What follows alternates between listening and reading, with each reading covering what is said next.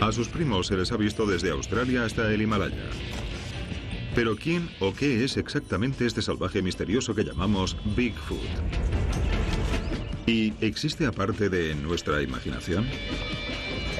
Tras examinar las pruebas físicas, puedo asegurar que hay un animal ahí fuera. ¿Se puede descartar que algún ser humano esté metido de alguna forma detrás de las pruebas?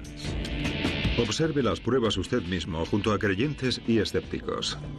Encuentros aterradores. Nunca había visto nada parecido en mi vida. No creo que acampe nunca más.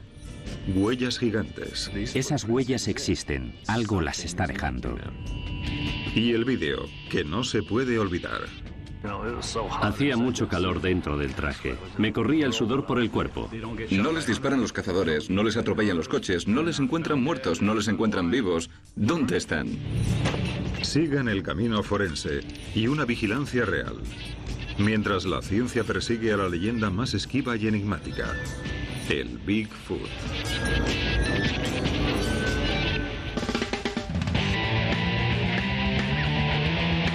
Revelaciones. Pie grande, Bigfoot.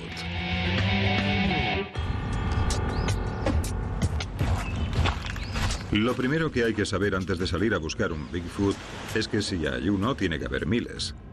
Si no, se habrían extinguido hace mucho. ¿Pero hay alguna razón para creer que esas criaturas existen?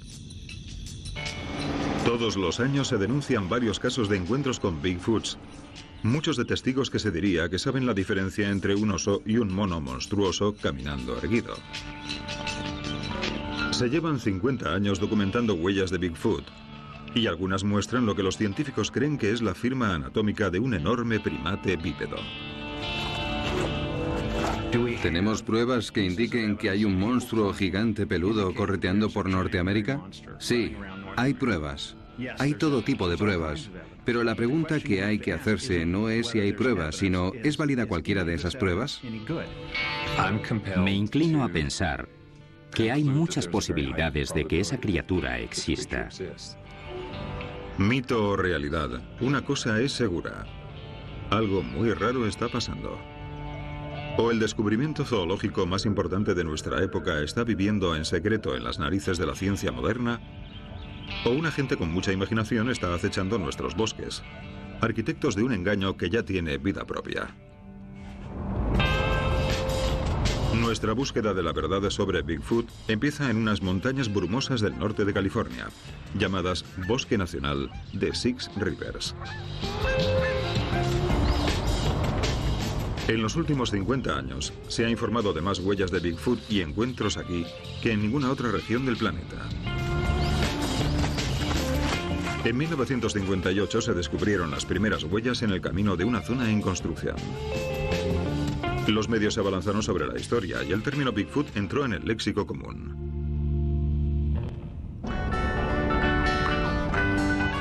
Bigfoot le dio a la pequeña comunidad de Willow Creek, en California, un poco de fama. En la mañana del desfile anual de Bigfoot, el pueblo sale orgulloso, lo que te hace preguntarte: ¿es la tradición de Bigfoot buena para el negocio o la gente piensa de verdad que es algo más serio? Llegué aquí el primero y creo en ello. Sabemos la verdad aquí. Los demás pueden pensar lo que quieran. Yo creo en ello. Sí, es verdad. No, hay algo ahí fuera. Será mejor que lo creas. ¿Cree que Bigfoot existe? En realidad no, no creo. Yo sí lo creo. El pueblo de Willow Creek tiene sus creyentes y escépticos, pero ¿qué pasa con la autoridad del Servicio de Parques Nacionales? No hay una postura oficial sobre Bigfoot, pero el ranger John McDonald tiene su opinión. Por lo que he oído de distintas fuentes que no se conocen, creo que hay algo de verdad. Y creo que merece la pena considerarlo. Es decir, invertimos mucho dinero buscando vida en otros planetas y no tenemos pruebas de que la haya.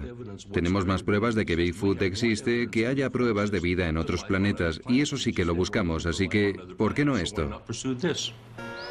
La gente no se da cuenta de que hay muchas zonas remotas ahí arriba, muchas. Pero, ¿están lo suficientemente remotas? Muchos biólogos dicen que una población de cría mínima de primates grandes se notaría mucho. demasiados para no ser detectados. La bombero Rebecca Cape lleva 20 años vigilando estas montañas y no lo tiene tan claro. Hay mucho espacio, muchos sitios donde esconderse. Me llegan unas 3 o 4 historias de Bigfoot cada temporada. La mayoría de cazadores.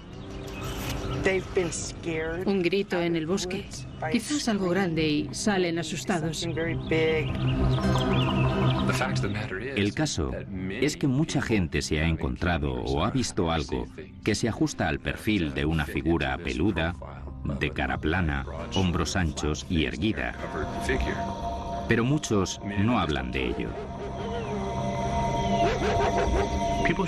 No deberíamos infravalorar el impacto emocional de ver a un Bigfoot. Todas esas historias y anécdotas son el centro de los testimonios visuales. Eso no significa que se descarte a la primera, pero sí que hay que tener cuidado con la importancia que se le da.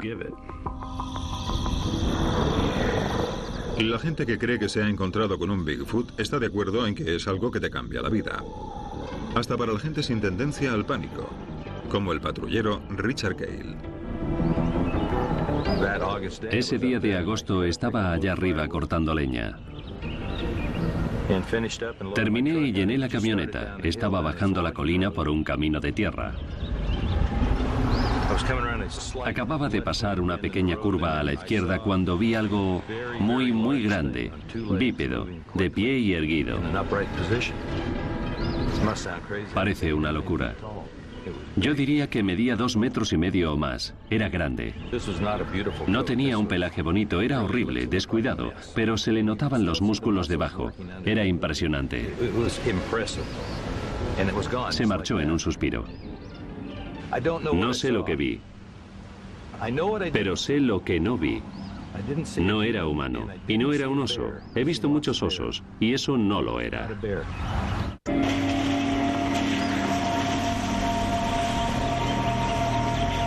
Hace poco, Catherine Markofer estaba de acampada con su hermana en unas montañas cercanas.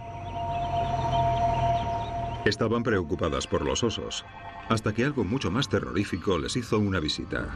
No había nadie en kilómetros. Nadie. Mi hermana estaba asustada por si aparecía un oso. ¡Qué gracia! Le puse la cama en la trasera del jeep y se estaba acomodando. Miré por la ventana, pensé que había visto algo y volví a mirar. Había un Bigfoot tan grande como una montaña. Nunca he visto un torso tan grande en mi vida. No era solo que era muy alto, sino los hombros enormes. Nunca había visto nada parecido en mi vida. Me asusté tanto que conduje montaña abajo tan rápido como pude. Nunca hubiera pensado que habría un Bigfoot. Muchos testigos parecen personas muy cuerdas, pero los testigos visuales son poco precisos, sobre todo cuando la gente está asustada. Hay estudios recientes que dicen que en condiciones de estrés y miedo, como es el caso de un encuentro con un Bigfoot, el cerebro trabaja peor al recordar lo que ve. El cerebro segrega una enzima llamada PKC que inhibe la capacidad de concentración y la memoria a corto plazo.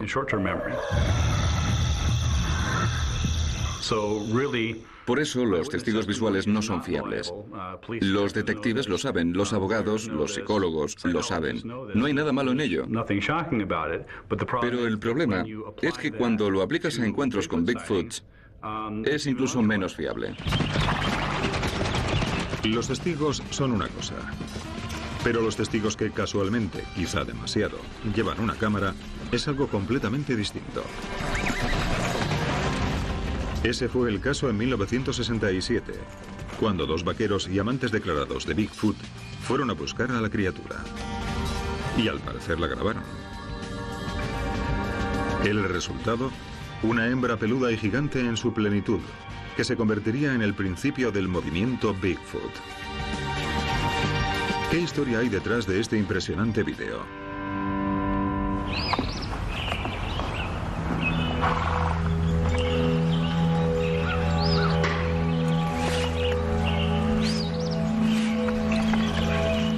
Octubre de 1967.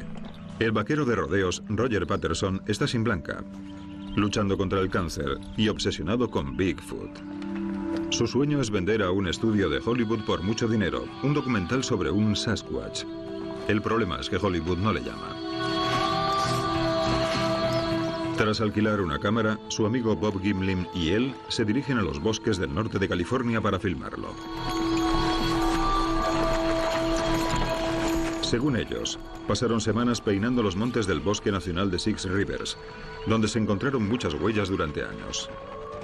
Lo que pasó después fue, dependiendo de con quién se hable, o uno de los descubrimientos científicos más importantes del siglo XX, o un engaño de proporciones épicas. Tras cabalgar unas horas, Patterson y Gimlin dicen que notaron un olor horrible y que los caballos se asustaron. Azuzándoles, pasan un recodo del camino y ven una criatura enorme en un arroyo.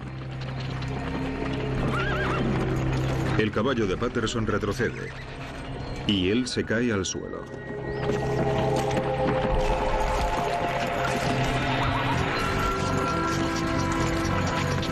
Se levanta, saca la cámara y empieza a perseguir a la criatura. Así es como las imágenes se suceden. Al parecer, Patterson intenta encuadrar la imagen. Cuando la cámara se para, ahí está. Al principio, apenas visible en la distancia. Una figura erguida, peluda y gigante. Patterson persigue a la criatura y al final consigue una imagen mejor. El sujeto, al parecer una hembra, camina a zancadas por un arroyo. Se vuelve y mira. Aquí en el fotograma 352 se le ve la cara, que muchos amantes de los Bigfoots dicen que no puede ser falsa. En apenas un minuto ha terminado. Patterson y Gimlin sacaron moldes de las huellas de la criatura y sacaron las pruebas a la luz. Roger Patterson murió de cáncer en 1972, pero las imágenes que grabó, no. Casi todos los científicos rechazaron el vídeo. Era claramente un tipo con un traje. Pero los entusiastas están obsesionados con el vídeo, cuadro por cuadro. E incluso científicos reconocidos como el antropólogo Jeff Meldrum cree que hay más de lo que parece. Trivializar una prueba así, diciendo que es un hombre con un traje, es reducir su relevancia y mostrar una falta de apreciación por la sofisticación de esa prueba. Porque, de hecho, si es un engaño, es con mucho la más elaborada y también la más sofisticada que he visto nunca. Diseccionaremos el vídeo y las huellas con más detalle después. Pero primero tenemos que preguntarnos si Bigfoot o Sasquatch existe. ¿Qué es?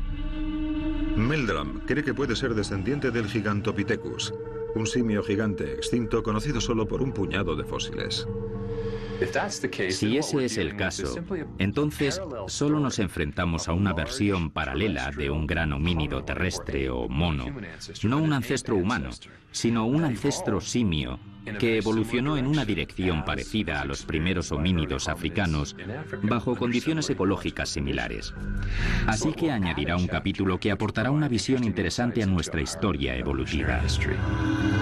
Los escépticos apuntan que los parientes de Bigfoot están tan extendidos por el mundo como para hablar de otra génesis: la imaginación humana. Antiguas leyendas sobre hombres salvajes son normales en muchas culturas. Los nativos americanos le llaman Sasquatch. Australia, Yogi. En Borneo tienen el Mayas. En Mongolia y Rusia se registran numerosos encuentros con Almasti, un homínido feroz que algunos científicos rusos hacen descendiente del Neandertal. Pero, por supuesto, el primo con más glamour de Bigfoot y su posible inspiración es el Yeti. En 1951, una expedición de reconocimiento en el Everest encontró una serie de huellas misteriosas en un glaciar a 5.500 metros.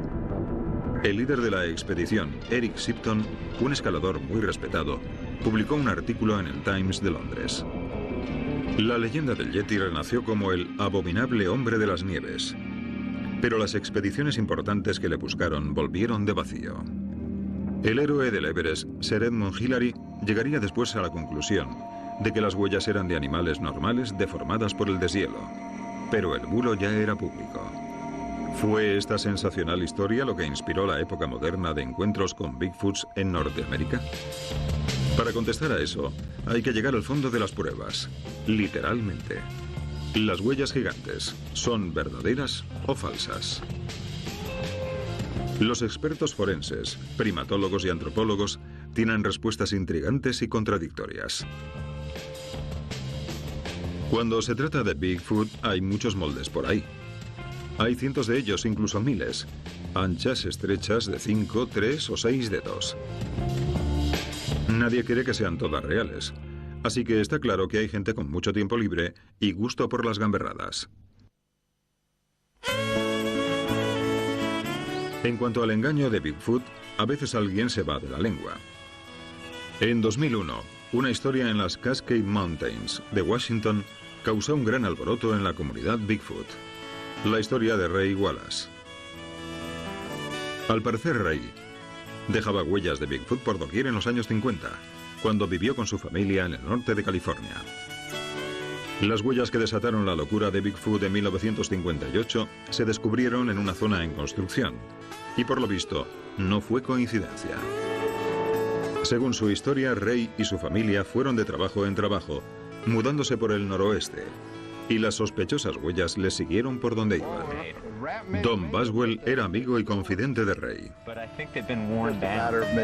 Era solo cuestión de dejar las huellas, y esperar a que las descubrieran era lo mejor. Y muy efectivo.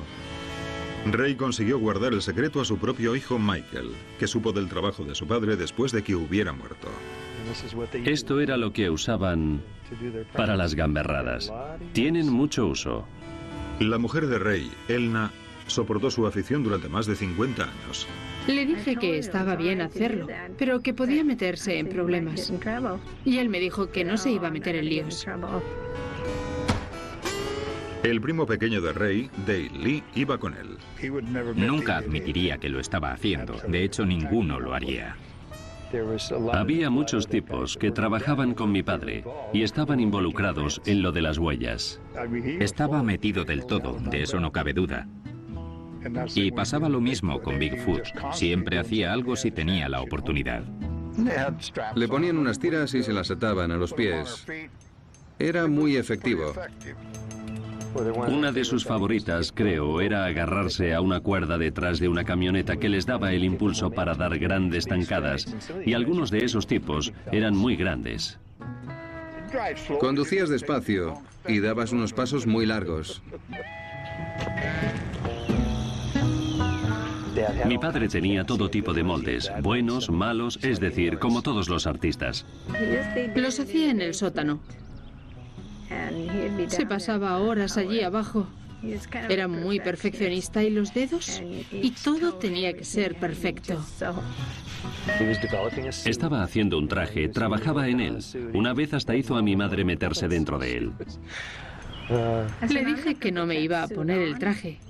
Le dije, mira esa colina. Si alguien aparece por allí, me disparará. Llegó tan lejos como fue posible y supongo que habría llegado mucho más lejos si no hubiera enfermado. Las huellas de Ray pudieron desatar la locura de Bigfoot. Pero un timador o cientos no deciden necesariamente la existencia de Bigfoot. A 3.200 kilómetros, en Conroe, Texas, un detective forense trabaja en el caso Sasquatch. Jimmy Chilcutt es un experto en huellas latentes con una afición extraña. Es uno de los pocos especialistas en huellas que es también experto en huellas de primates. Mi trabajo es atrapar a los malos de Conroe, Texas. No salgo a buscar a Bigfoot. Pero hace unos años, por diversión, empezó a examinar moldes de huellas de Bigfoots. Para su asombro, descubrió que los moldes tenían surcos dérmicos o de fricción, que son como huellas dactilares, pero en los pies. Para él fue el comienzo de la transformación de escéptico a creyente. Empecé a examinarlos y observé surcos de fricción a lo largo de la planta. Los surcos dérmicos, la textura, es de un grosor mayor que los humanos. En las personas, el patrón de los surcos va de lado a lado del pie. En este molde van de arriba a abajo. Es algo que vemos todos los días. Y cuando veo unos surcos que siguen un patrón completamente contrario al humano, sí, es bastante chocante. Jimmy creyó que estaba mirando la huella de un primate desconocido. Llegó a California en 1967 y lo que es más sorprendente, Jimmy encontró otro molde con el mismo patrón de surcos. Y ese se sacó a miles de kilómetros, en Walla Walla, Washington, 20 años después. Y había más. Tenía cicatrices. Las cicatrices son lo más difícil de falsear. Casi nadie lo sabe, pero cuando te cortas un dedo por debajo de la epidermis, los surcos dérmicos, cuando se curan, se curvan hacia el interior. Eso es justo lo que tenemos en el molde de Walla Walla. Se ven la cicatriz y el surco curvándose hacia el interior. Yo no digo que no se pueda falsear, pero sería muy difícil. La persona que lo hiciera tendría que saber mucho de biología y de surcos dérmicos. ¿A qué conclusión llega? Las pruebas que he examinado demuestran positivamente que hay un animal por ahí, algún tipo de primate correteando por el Pacífico noroeste. No tan rápido, dice el doctor Esteban Sarmiento. Este hombre sabe de huellas de primates y no le asusta ensuciarse para demostrarlo. Por los moldes de huellas de Sasquatch, lo que veo es que las huellas no tienen mucha consistencia. Eso da otra razón para sospechar que podrían ser fabricadas. Experto en anatomía de primates, Sarmiento ha pasado los últimos 2 años en África persiguiendo simios. Decidió que la única forma de resolver el problema de las huellas de Bigfoot era ver si él mismo podía falsearlas. Una huella con surcos térmicos se puede falsificar de muchas formas. En este caso, he hecho un molde de una huella de Bigfoot y he tomado muestras de surcos dérmicos de babuinos, orangutanes y humanos. Y las he imprimido en el molde.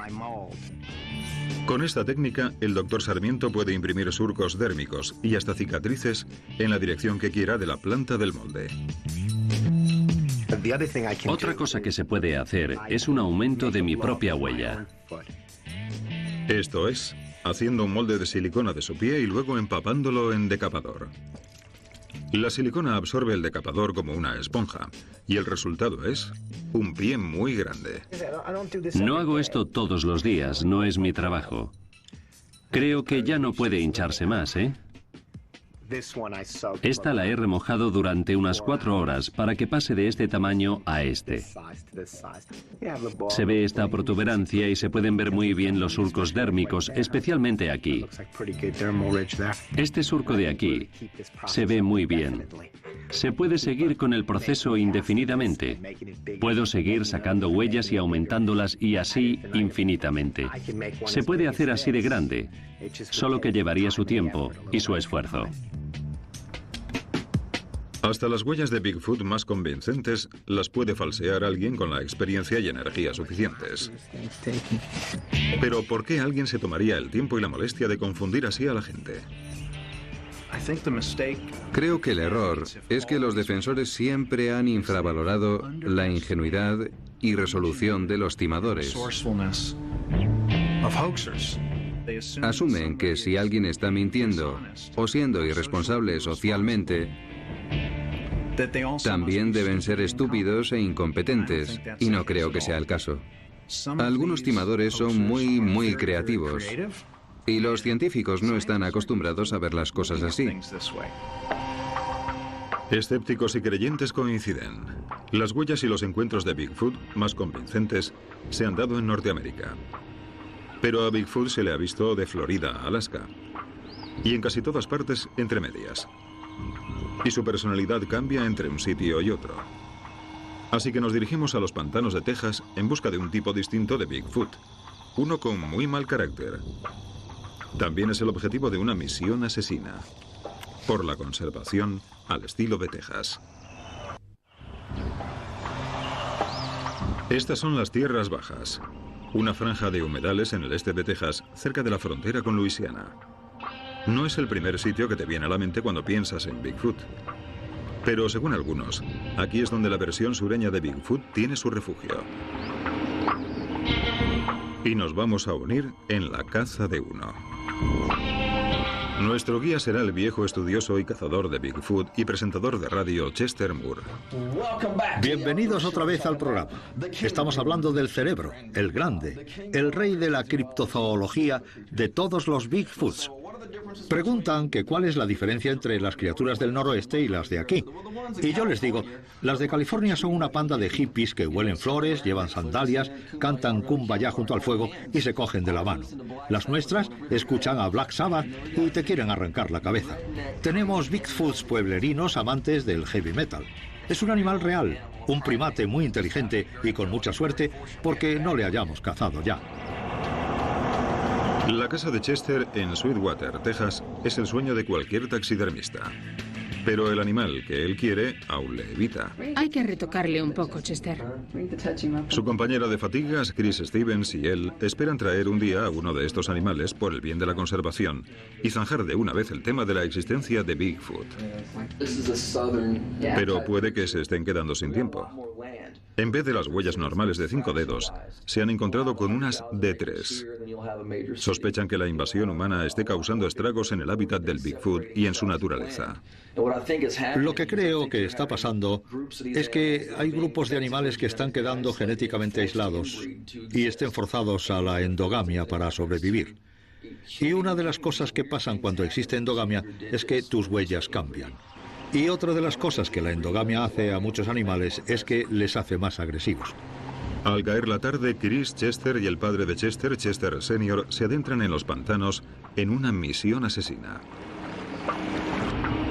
Ninguno ha visto nunca a un Bigfoot, pero están muy seguros de que Bigfoot les ha visto a ellos. Y un par de amigos dicen haber visto a uno. No importa cuán peligroso sea el Bigfoot sureño. Hay demasiado en juego para dejar de buscar a la criatura. Hay una gran controversia en la comunidad Bigfoot sobre si deberíamos o no capturar al animal, matarlo y demostrar que existe de una vez por todas. Yo estoy a favor. Creo que deberíamos matarlo y demostrar que existe para así poder proteger su hábitat. Me va a dar mucha pena matarlo porque no es que quiera salir, matarlo y colgarlo en la pared, ¿sabes? Pero al mismo tiempo hay que hacerlo por el bien de la especie. Tras varias horas, ni una sola señal de Sasquatch. La partida de caza continúa con las armas preparadas. En otro punto de vigilancia, Chester explica que es ahí donde han tenido los encuentros más extraños. Estamos en un punto muy prometedor. La gente nos ha contado un montón de cosas. Es el único sitio al que voy que me da escalofríos. Es una parte muy oscura. Transmite unas vibraciones muy intensas. Como en vigilancias anteriores, los cazadores empiezan a sentirse acechados. Estoy oyendo algo moviéndose por detrás. ¿Algo caminando? Sí. Lo que fuese nos ha seguido hasta aquí. Una cosa es cuando sales aquí y no sabes si el animal existe. Y otra cosa es cuando sabes que el animal está aquí fuera, con sus 2,5 metros y muy capaz de arrancarte los brazos. Creo que nos están tirando palos. Nos están pasando un montón de cosas raras. Al parecer, algo les está empujando a que se vayan. Este árbol lo han puesto aquí mientras estábamos allí. No estaba aquí antes. Lo han puesto en mitad de la senda. Llevan horas aquí, caminando en medio de la noche, seguros de que Bigfoot está cerca. Pero por fin, cuando empieza a amanecer, deciden marcharse.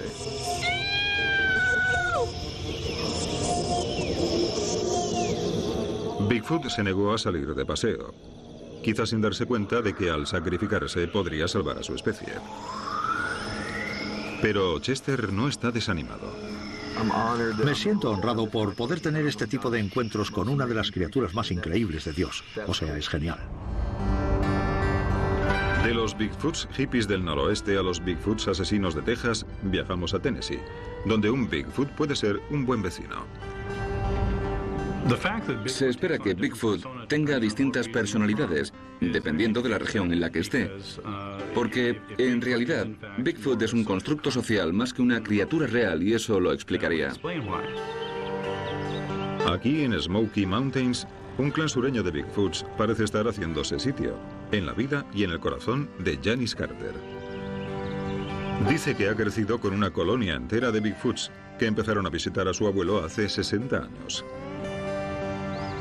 Puede sonar a prensa amarilla, pero su invitado, el investigador ruso Igor Burtsev, cree que dice la verdad. Hace 50 años, Igor estaba entre los investigadores que exhumaron y estudiaron los restos de Quid, un supuesto híbrido entre una madre Bigfoot y un padre humano. Cuando supo lo de Janice, vino a los Estados Unidos para investigar. Es tan emocionante que no podemos ignorarlo.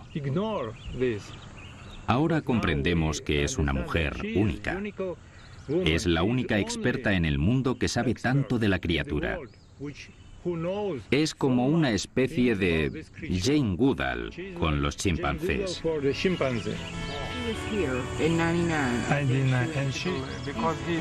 La familia Bigfoot de Janice es tan extensa que Igor tiene problemas para acordarse de todos. ¿No tiene hijos? Está intentando hacer un árbol genealógico. Shaggy es descendiente de Nicky y Nicky la tiene a ella. Janice dice que conoce a Fox, el patriarca, desde que tenía 4 años. Yo creo que él no podrá ser hijo de Fox. Fox es de piel blanca y... Como su historia se recibió con escepticismo hasta en la comunidad Bigfoot, Janice ha intentado recoger pruebas, pero es complicado. Dice que Fox y los demás son muy tímidos. Al parecer, sí recogió algunas muestras de pelo, que obtuvo de Fox, para su sorpresa cuando éste llamó a su puerta. El 23 de marzo de este año, llamó a mi puerta.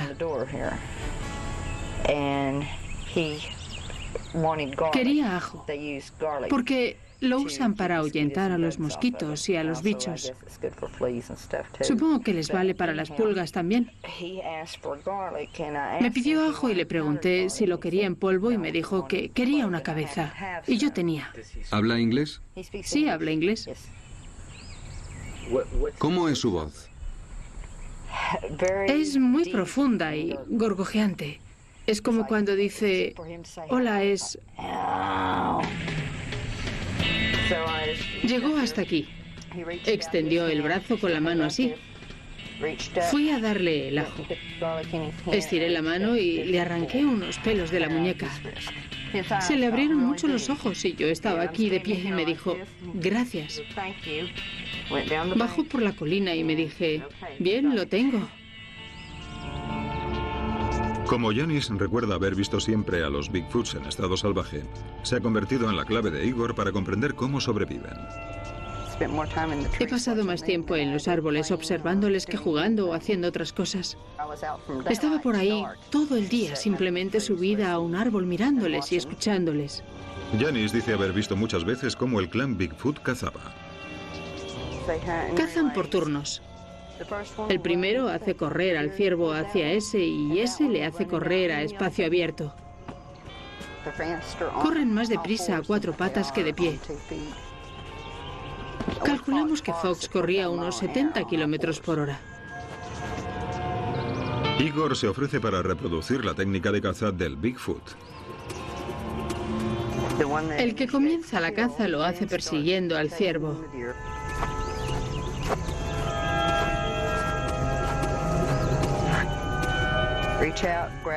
Le alcanza, le agarra las patas de atrás y las parte por la mitad. Con la otra mano le agarra por debajo de la cabeza y tira de la cabeza hasta romperle el cuello. Después, con las uñas que están muy afiladas, le cortan la tripa y le sacan las entrañas.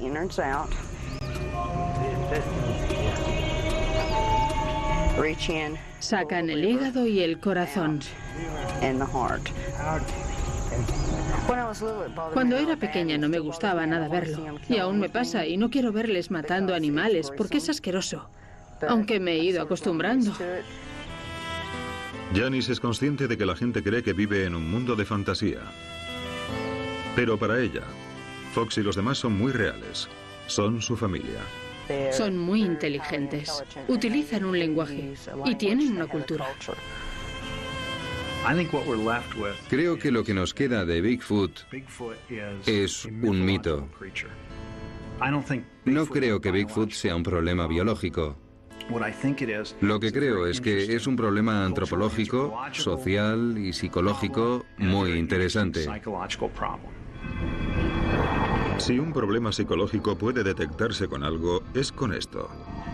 Tan solo 7 metros de vídeo han sido el centro del debate durante más de 35 años. ¿Cómo ha sobrevivido a la intensa observación de la era digital?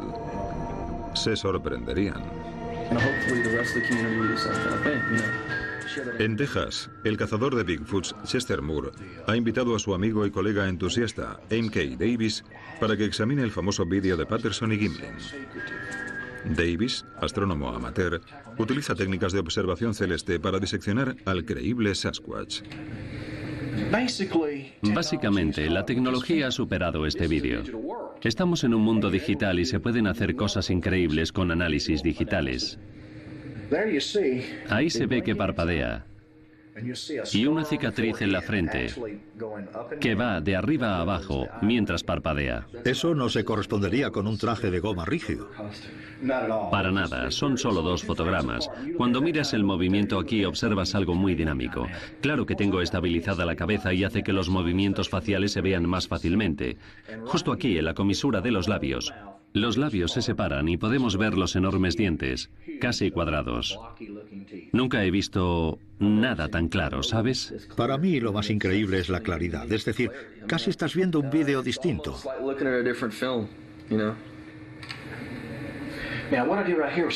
Lo que he hecho aquí es tomar 2 imágenes. ¿Es un primer plano de los pechos? Mucha gente ha discutido durante años si son pechos de verdad o es un macho muy grande. Aquí estaba viendo cuánto cuelgan los pechos, cuánto se mueven y cómo es de natural ese movimiento. Y aquí se puede ver. Se ve dónde lo he estabilizado. Eso no se mueve. El único movimiento que se ve es el de los pechos, que se bambolean. Son 2 guiños, como yo los llamo, y es una técnica que lleva años usándose en astronomía. Así descubrieron Plutón. Se toman 2 fotos distintas de 2 noches distintas y se meten en una máquina. Se podría hacer digitalmente, pero antiguamente se metían en una máquina y esta pasaba el guiño una y otra vez. El objeto en cuestión parece brincar. Esto es un animal parecido al hombre. Cuando se demuestre y traigamos el cuerpo, se verá como el vídeo más importante biológicamente. Yo creo en ello, de verdad. El Dr. Meldrum aprecia el entusiasmo de MK por el sujeto, pero sospecha que puede estar viendo demasiadas cosas en el grano del vídeo. Aún así, su lectura del vídeo le lleva a la misma conclusión. No parece un engaño. Puedo nombrar todos y cada uno de los grupos musculares que se ven muy claramente, hasta con la resolución del vídeo. Aquí tenemos una imagen clara de un fotograma que aumenté cuando el sujeto aún estaba bastante cerca de Patterson. Eso nos da una imagen excepcional de algunos detalles anatómicos. Se pueden ver los principales grupos musculares, como los glúteos o los omóplatos.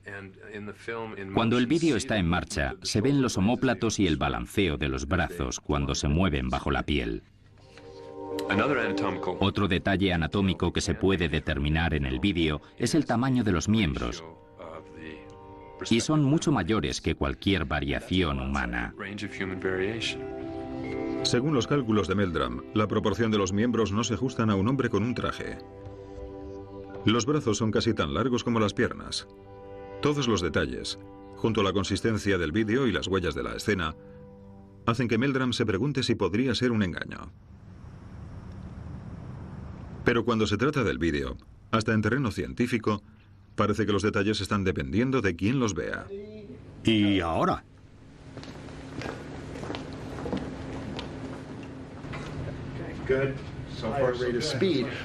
El doctor Daniel Smith es experto en el uso de análisis de vídeo para comprender el movimiento animal. El doctor David Deglin, el de los cables, es antropólogo. Juntos han examinado el vídeo de Patterson y Gimlin, y para ellos se queda corto. No es un buen documental de naturaleza. Es una prueba científica absolutamente terrible. El sujeto del vídeo ocupa muy poca porción del cuadro.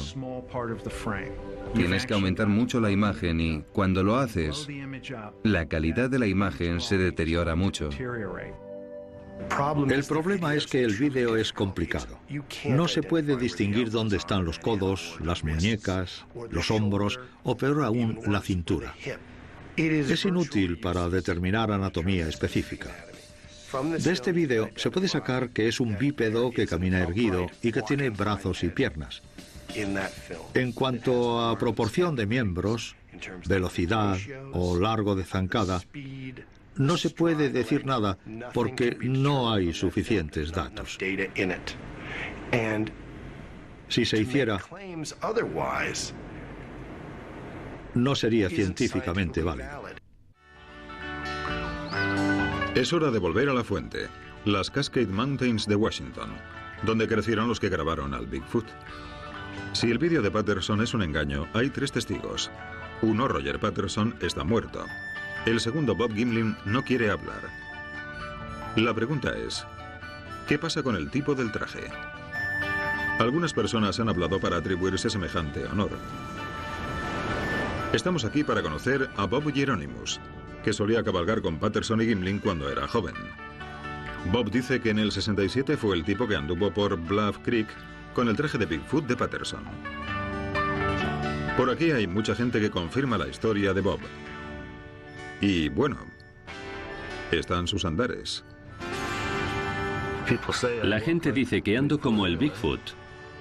Para sus amigos no es secreto que Bob fuera el Bigfoot. He oído a mucha gente decir, ¿te puedes creer que Bob fuese el Bigfoot? He oído a muchos decirlo. Bob dice que el secreto no era muy secreto por aquí. Creo que la mayor preocupación era que nadie te disparara, ¿eh? A mí también me preocupaba. A mí me preocupaba, sí.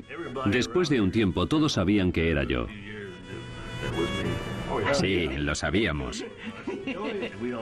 Pero todos guardaron el secreto. Según Bob, Roger Patterson acudió a él en otoño de 1967 con una oferta muy buena. Necesitaba un tipo de buen tamaño. Alguien en quien pudiera confiar para llevar un traje de Bigfoot. Me dijo que me daría $1000 y que solo tardaríamos 10 minutos.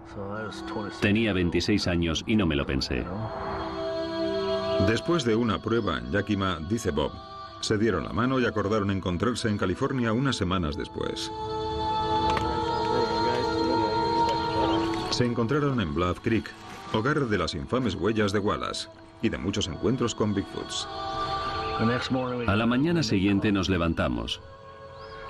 Hicimos café y ensillamos a los caballos. Puse el traje de Bigfoot en la grupa de un caballo. Cabalgamos un poco, como 1 kilómetro desde donde habíamos acampado, hasta un sitio que habían elegido para filmar al Bigfoot. Cogimos el traje y me ayudaron a ponérmelo. Era octubre y supuse que habría cazadores. Casi toda la gente de las montañas tiene armas, ¿sabes? Hacía mucho calor dentro del traje, me corría el sudor por el cuerpo y estaba nervioso y sentía claustrofobia. Roger me dijo que fuera a un punto y me quedara allí. Fui hasta allí y esperé a que me diera la señal. Él se estaba subiendo al caballo con el que vino. Cogió la cámara así y, como se puede ver, el vídeo está movido. Empecé a andar por allí y caminé unos cuantos metros, no sé cuántos. Luego me volví, la famosa mirada Bigfoot, y seguí caminando. Todo ese tiempo estaba esperando que me dispararan en el culo.